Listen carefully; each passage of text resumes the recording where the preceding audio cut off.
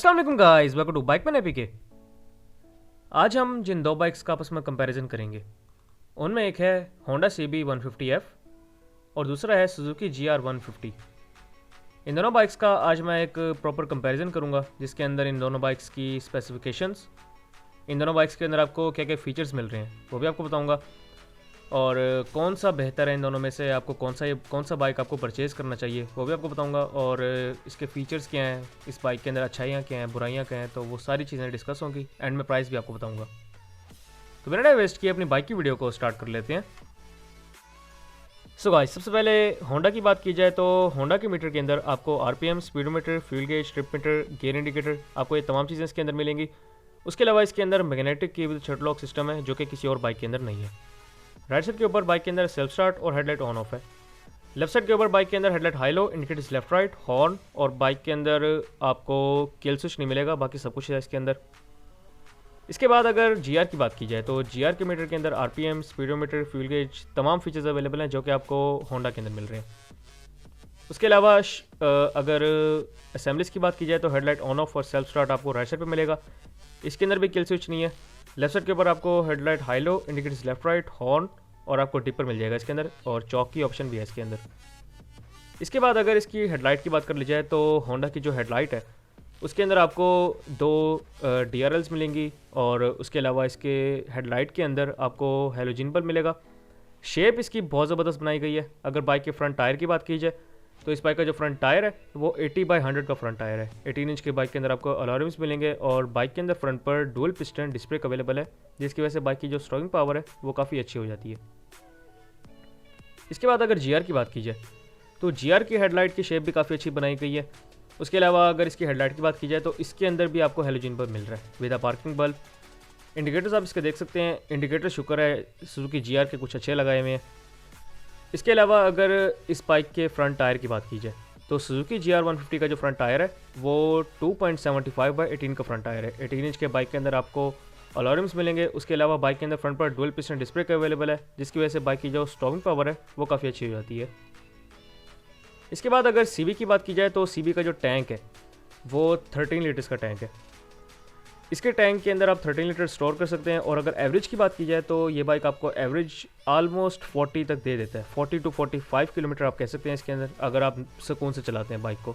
अगर आप भगाते हैं इसको फिर भी आपको हद मार के 35 to 38 मिनिमम आपको एवरेज मिलेगी इसके अंदर।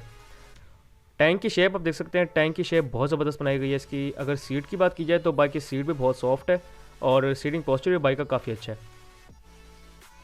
इसके बाद अगर GR की बात की जाए तो GR का टैंक भी आप देख सकते हैं, इसका 12.5 लीटर्स का टैंक है। और अगर इसकी पेट्रोल एवरेज की बात की जाए तो इस बाइक की पेट्रोल एवरेज आपको ऑलमोस्ट इतनी मिलेगी जितनी आपको CB की मिल रही है। 19-20 का फ़र्क है। 40 to 45 आपको इसकी भी एवरेज मिल जाएगी। सीट की अगर बात की जाए तो सीट इस बाइक की भी सॉफ्ट है, उस बाइक की भी सॉफ्ट है। अगर टैंक डिज़ाइन की बात की जाए तो मेरे ख्याल में ग्राफिक्स और टैंक का डिज़ाइन CB का ज़्यादा अच्छा है इस बाइक से। इसके अलावा अगर होंडा CB 150 के इंजन की बात कर ली जाए तो इसका जो इंजन है वो 4 stroke single cylinder overhead camshaft engine है। ओवरहेड कैमशाफ्ट होने के साथ साथ इसके अंदर बैलेंसर शाफ्ट इंस्टॉल्ड है, जिसकी वजह से बाइक वाइब्रेशंस प्रोड्यूस नहीं करता। डिस्प्लेसमेंट 149.2 क्यूबिक सेंटीमीटर इस बाइक की डिस्प्लेसमेंट है। बॉल एंड स्ट्रोक इस बाइक का आपको 57 mm बोर मिलेगा, 57.8 mm इसका स्ट्रोक है। कंप्रेशन रेशो 9.1:1 है। अगर ट्रांसमिशन की बात कर ली जाए तो 5 की ट्रांसमिशन है इस बाइक के अंदर। इस बाइक के अंदर आपको सेल्फ स्टार्ट और किक स्टार्ट दोनों मिलेंगे। और अगर इस बाइक की टॉप स्पीड एंड पिकअप की बात कर ली जाए तो बाइक की पिकअप बहुत अच्छी है, लेकिन अगर इसकी टॉप स्पीड की बात की जाए तो बाइक की टॉप स्पीड थोड़ी सी कम है। इसकी टॉप स्पीड आपको मैक्सिमम भी 100 to 110 मिल जाएगी। 100 तक मैंने इसको भगाया हुआ है।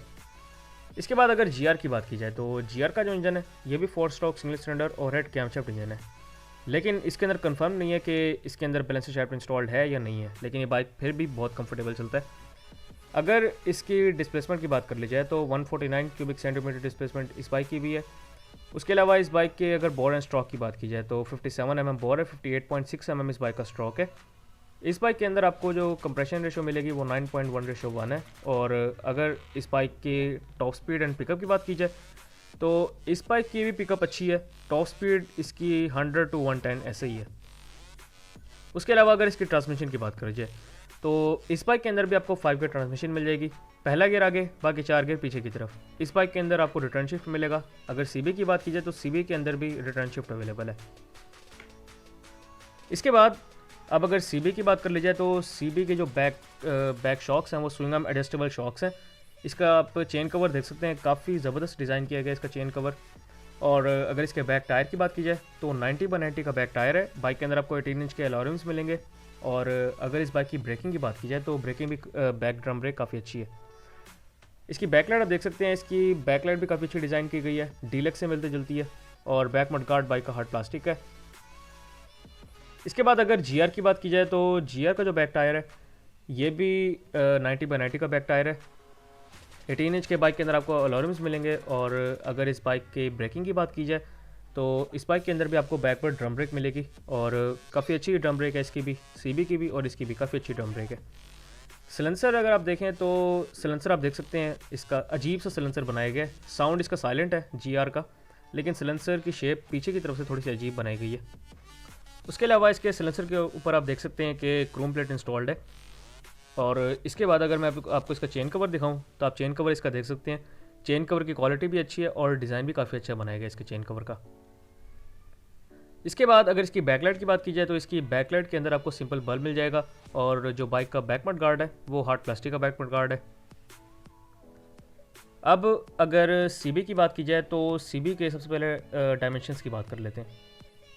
तो इस बाइक की जो लेंथ है वो है 2051 mm। इस बाइक की विड्थ आपको 760 mm मिलेगी। और इस बाइक की जो हाइट है वो है 1085 mm। इस बाइक की सीट हाइट 766 mm है। अगर इस बाइक की ग्राउंड क्लियरेंस की बात की जाए तो 168 mm इसकी ग्राउंड क्लियरेंस है। व्हील बेस इस बाइक की 1311 mm है। अगर इस बाइक के ड्राइव वेट की बात की जाए तो 124 किलो का ये बाइक है। अब आते हैं कंफर्ट लेवल की तरफ। तो सबसे पहले इस बाइक की अगर कंफर्ट लेवल की बात की जाए तो कंफर्ट लेवल में मैं इसको 10 आउट ऑफ 10 नंबर दूंगा, क्योंकि मैंने ये बाइक पर्सनली चलाया हुआ है। काफ़ी कंफर्टेबल बाइक है, कहीं से लगता ही नहीं है कि होंडा का बाइक है। वाकई ये बाइक इन्होंने काफ़ी अच्छा बनाया है, काफ़ी कंफर्टेबल बनाया है। शॉक्स इस बाइक के काफ़ी अच्छे हैं। और इंजन के अंदर क्योंकि बैलेंसर शाफ्ट इंस्टॉल्ड है, इस वजह से बाइक वाइब्रेशंस काफ़ी हद तक कम प्रोड्यूस करता है। आपको वाइब्रेशंस भी अगर आप 60 क्रॉस करेंगे तो फिर आपको कुछ वाइब्रेशंस फील होंगी, अदरवाइज़ उससे पहले इसकी कोई ख़ास वाइब्रेशंस नहीं है। अगर पेंट एंड बिल्ड क्वालिटी की बात की जाए तो बाइक की पेंट एंड बिल्ड क्वालिटी बहुत अच्छी बनाई गई है, क्योंकि ये बाइक फुली इम्पोर्टेड है तो इसी वजह से इसकी जो क्वालिटी है वो काफ़ी ज़बरदस्त है। अगर इसके टायर्स एंड ब्रेक्स की बात की जाए तो बाइक के जो टायर्स हैं वो काफ़ी अच्छी क्वालिटी के लगाए गए हैं। और ब्रेकिंग में क्योंकि इसके अंदर फ्रंट पर डिस्क ब्रेक है और बैक पर ड्रम ब्रेक है, इसी वजह से बाइक की ब्रेकिंग भी काफ़ी अच्छी है और टायर्स भी काफ़ी अच्छे लगाए गए हैं इसके अंदर। अगर इसकी रोड ग्रिप की बात की जाए तो क्योंकि बाइक के टायर्स अच्छे हैं और बाइक ज़रा स्टेबल है, इसी वजह से बाइक की जो रोड ग्रिप है वो काफ़ी अच्छी बन जाती है। लेकिन इसके बस फ्रंट टायर का मसला है, बैक टायर ठीक है। CB 150 का जो फ्रंट टायर है उसका थोड़ा सा मसला है, वो थोड़ा सा स्लिप कर जाता है। उसके अलावा अगर गियर बॉक्स की बात की जाए तो इस बाइक का जो गियर बॉक्स है वो काफ़ी स्मूथ बनाया गया है। अगर इसके सीटिंग पोस्चर की बात की जाए तो बाइक का सीटिंग पोस्चर भी काफ़ी अच्छा है।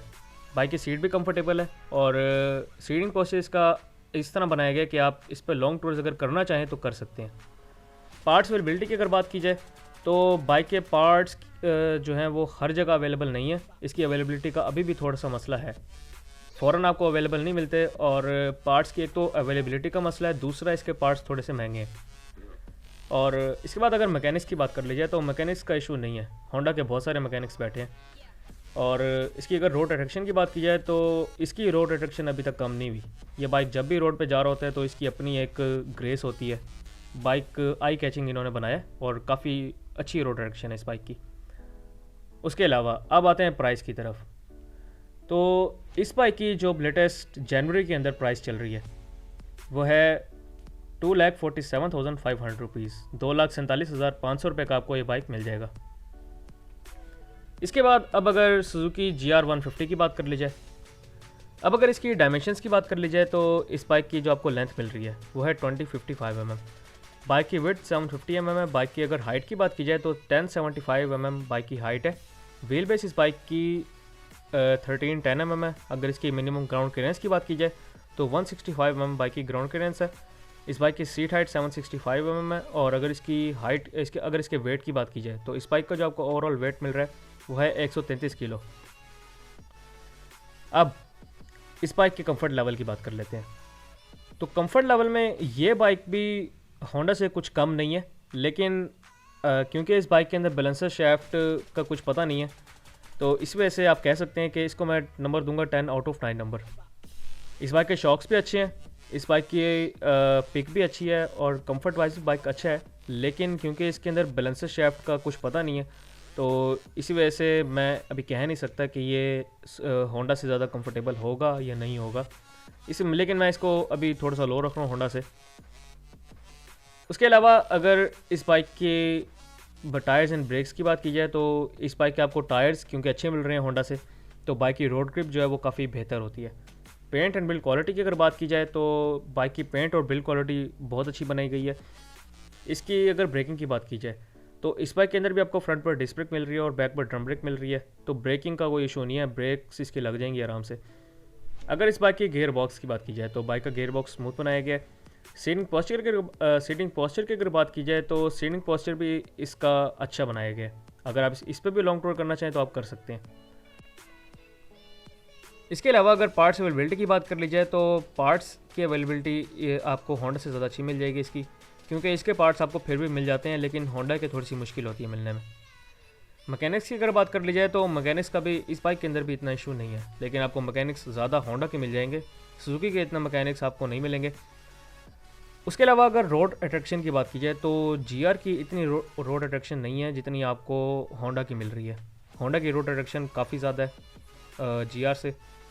अब लास्ट में आते हैं प्राइस की तरफ। तो सुजुकी GR 150 जो अभी आपको मिल रहा है, लेटेस्ट रेट्स जो इसके हैं, इस बाइक की प्राइस है 2,87,000 रुपीज़, 2,87,000 रुपये। अब लास्ट में बात करते हैं कि आपको इन दोनों में से कौन सा बाइक लेना चाहिए। तो प्राइस का डिफरेंस तो आपने देख लिया, आपको मैं एक दफ़ा प्राइस रिपीट कर देता हूँ। सुजुकी GR 150 की प्राइस है 2,87,000 रुपीज़, और जो होंडा CB 150 की प्राइस है वो है 2,47,500 रुपीज़। तो अगर बात की जाए कि आपको कौन सा बाइक लेना चाहिए, तो आप दोनों में से कोई भी अगर लेना चाहें तो ले सकते हैं। लुक वाइज क्योंकि ज़्यादा अच्छा है, तो मेरे ख्याल में मैं कौन सा रिकमेंड करूँगा, तो मेरे ख्याल में आपको होंडा लेना चाहिए, क्योंकि उसकी लुक भी ज़्यादा अच्छी है, कंफर्टेबल भी ज़्यादा है, और उसके अलावा आपको उसकी प्राइस भी थोड़ी सी कम मिल रही है GR से। तो ये थी मेरी आज की वीडियो। इंशाल्लाह नेक्स्ट वीडियो के अंदर मुलाकात हुई, तब तक के लिए स्टे ब्लेस्ड। अल्लाह हाफिज़।